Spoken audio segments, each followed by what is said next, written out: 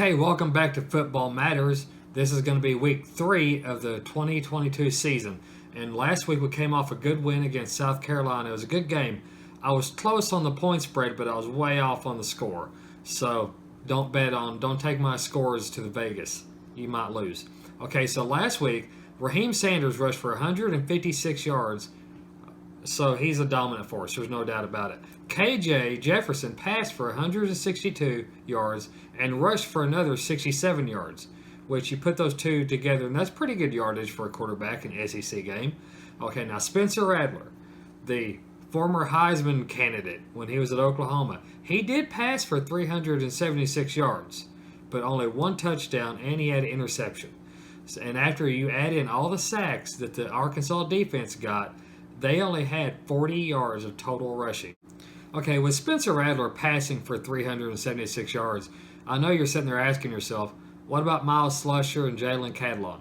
Well, Catalon's done, again, for the year. Slusher should be back in a week or so. But it wasn't so much that our defensive backs were getting burned. It's just that Hudson Clark could not cover Wells, the receiver of South Carolina. He had 8 catches for 189 yards. That's a lot of Spencer Radler yardage right there. And the one touchdown was to Wells, obviously. Now, I'm not going to bury Hudson Clark. Hudson Clark is a good player. He recovered a fumble when no one else did. So, good job, Hudson Clark. And we're trying to put him into stepping into a spot of Monteric Brown, who was a phenomenal cornerback. The one interception that Spencer Radler did throw was to McLaughlin, our LSU transfer. This makes his second week in a row with a pick. So, yeah, he's pretty good. I'm glad we picked him up. Now, you're asking yourself, didn't they rush for more yardage than 40 yards, South Carolina? And the answer to that would be yes, if it wasn't for Drew Sanders and Bumper Pool. Drew Sanders had 2 sacks. Bumper Pool had 1 sack. Drew Sanders had a total of 11 tackles, 8 for solo, 3 tackles for a loss. Bumper Pool had 7 tackles, 3 of them solo, 1 sack, 1 tackle for a loss. Drew Sanders was named the SEC Co-Defensive Player of the Week. This kid is a monster. He is a beast. Bumper Pool, this is his last year, and he will, I'm sure, end up with the most tackles in Razorback history after this season. He's a great player, but man, Drew Sanders is a freak. You know, and Nick Saban said had he not transferred, he'd probably be starting at Alabama this year. So there you go. And before I move on to my preview, I want to say, go App State. Good job. You beat A&M. And anytime A&M loses, that's a good week for me. Okay, so coming up this week, we got an old friend coming to town. His name is Bobby Petrino. Y'all might remember him.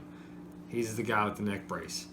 However, there is a rumor that the student body will be showing up wearing neck braces, and there's really nothing that the stadium crew can do about it, because how do you know it's not really necessary?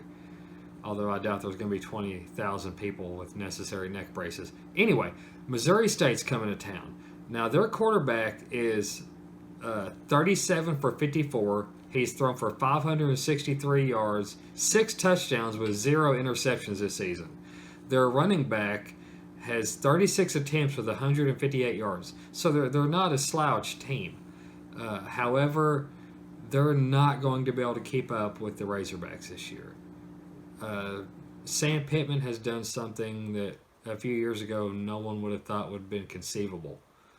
As they said on The Princess Bride, it's inconceivable! However, it has been done. Sam Pittman has brought the Razorbacks back. And Bobby Petrino, great offensive mind, maybe one of the best offensive minds in college football. There's about 5 or 6 of those that are week to week I would change my opinion on, and he's always in the mix. However, I just do not think that he's going to have the athletes to sub in and sub out to keep up with the Razorbacks this week. And I'm going to stick with my original score prediction of 52-24. And I figure we're going to see Malik Hornsby playing quarterback by the 4th quarter. And maybe see Dominique Johnson start to get his legs going this week. First week back. Now, and I will say, if you like this channel and you like talk of all sports, the greatest sport of all, professional wrestling, my daughter has a channel called Tori Talks Wrestling. Please go like, comment, subscribe to her stuff right now. She works hard. She puts out great content. She's got the best co-host you've ever seen in your life. I promise you that. And I would want you to remember, win, lose, or draw, it's a game. It's only a game.